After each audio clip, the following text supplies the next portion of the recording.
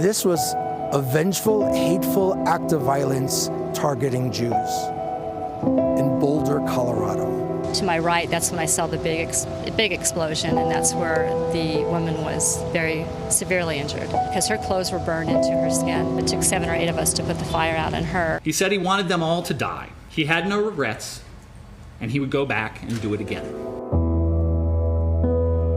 We'll work tirelessly to ensure that justice is done and the defendant is held fully accountable. I'm not going to let anybody rob me of my hope for a better future. Life turned upside down in the last 24 hours after a violent attack on Boulder's Pearl Street Mall. It was a sunny Sunday just before 1:30 when a man threw Molotov cocktails at people marching peacefully in support of Israeli hostages. This is that scene yesterday afternoon as people ran from the old courthouse. There are multiple victims. Federal and local law enforcement now call this a terror attack. The man arrested has been identified as Mohammed Solomon. He is facing multiple felony charges and a federal hate crime charge as well. Tonight, we know at least 12 people are hurt, and UC Health tells us they are still caring for 3 of those people. Those victims range in age from 52 to 88 years old. They include a Holocaust migrant and CU professor. The victims were taking part in that weekly event organized by the group Run for Their Lives. Your reporters are in Boulder for you tonight with team coverage. Gabriella Vidal joins us with new details on that suspect who appeared in court this afternoon. And your reporter, Tori Mason, has been speaking with community members. Michael Spencer, also in Boulder tonight. And Michael, you've been there on Pearl Street all day. And Karen, to some degree, today on Pearl Street was like any other day. You saw what you might expect on a beautiful Monday afternoon. People walking up and down Pearl Street, walking their dogs, eating their ice cream.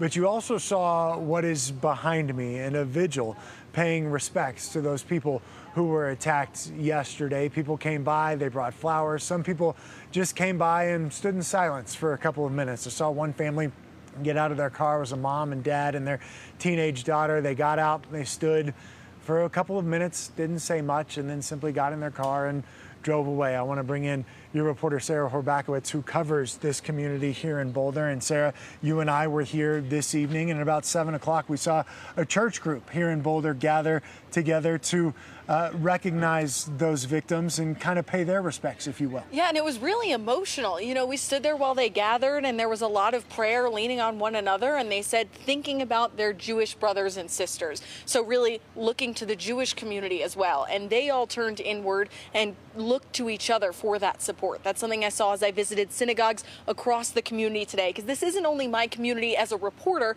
but I'm also Jewish, so this is my Jewish community as well. So it was really emotional talking to everyone as they looked forward and how they worked to even honor the holiday today. So that's what I want to show you now is some of those conversations as the Jewish community here in Boulder worked to move forward.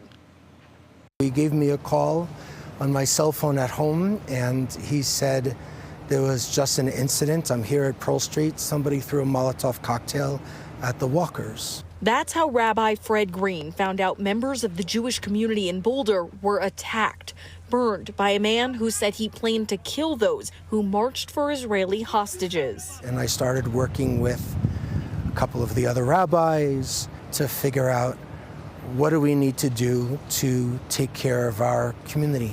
As survivors were treated for their injuries, congregations came together, now beginning the Jewish holiday of Shavuot with a cloud of grief.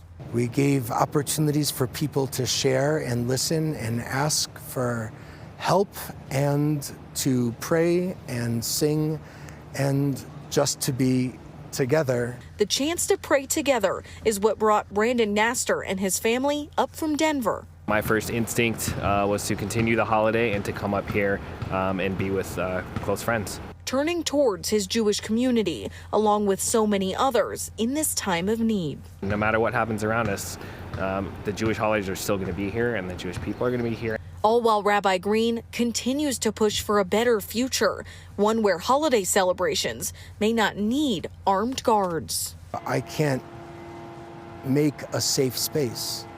I wish I could, but I'm committed to making a brave space. A space where families can come to pray. I know the Jewish community is going to continue a strong presence. It might have to change, but I'm not going to let anybody rob me of my hope for a better future. And some of the people I spoke to today couldn't go on camera because of the holiday, but they wanted to share that same message that they're not afraid. And one woman even told me that her feeling is the best revenge for an attack on Jewish people is to be proud and to be Jewish. Certainly a sense of resilience tonight from the Jewish community and the Boulder and Colorado community at large. Sarah, thank you.